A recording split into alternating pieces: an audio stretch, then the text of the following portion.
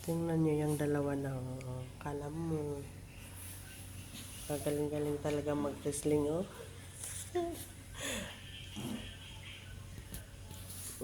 Nalaban yung maliit na yan, oh. Tingnan mo, naglalaro sila. Naglalaro lang yan na baka kung ano na naman yung isipin nyo dyan. Hindi yan nag-aaway, naglalaro. Kasi kung nag-aaway yan, kanina pa yan umiyak yung maliit na yan.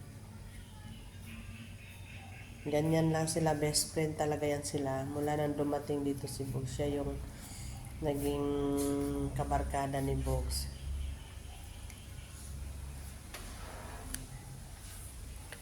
Dilim naman ang lugar ninyong dalawa. Ay, lumipat kayo dun sa liwanag.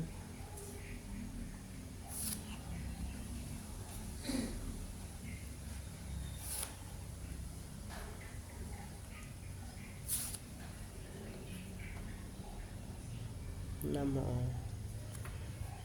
Yung malaki, si Coco, nakikiliti siya.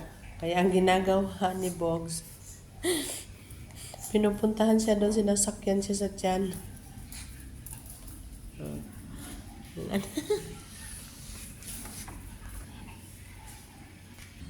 Sobrang astig ni Bogs. Akala mo, tunay eh. Astig na astig, oh.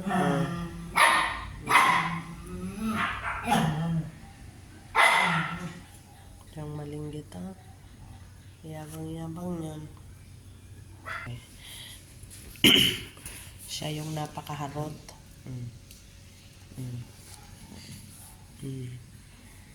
Tignan mo.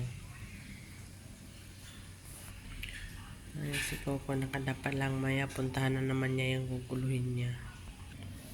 Tingnan nyo. Yan. Mamaya sisikmatin na ng tutuluyan yan. Si makulit eh. Alam mo kung ano yung ginagawa niya kay Coco. Isang sumbo lang ni Coco. Kasya yung kanyang buong bibig.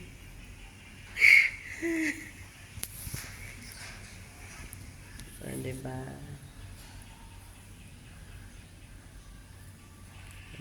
Nakita niya yung itsura nilang dalawa.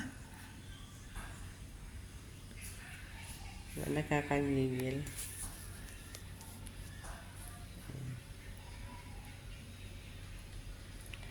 Yan, ganyan yan sila halos maghapon. Pagka tapos nilang kumain, ganyan, maglalaro muna silang dalawa.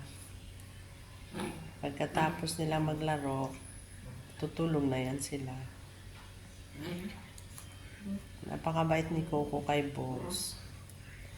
Wala ibang kalaro si Bogs, siya lang. Kasi hindi siya inaaway, sinasaktan ni Coco eh.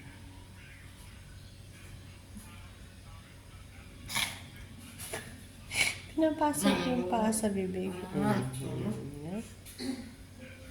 Mamaya mapipiko na yan. Itsura nilang dalawa.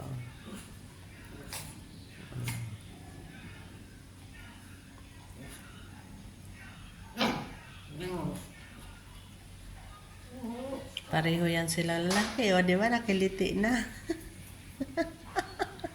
Tingnan. Nakiliti na siya. O, di ba? Nahahanap lang ng tiyempo si Bogs para mapuntahan yung tiyempo.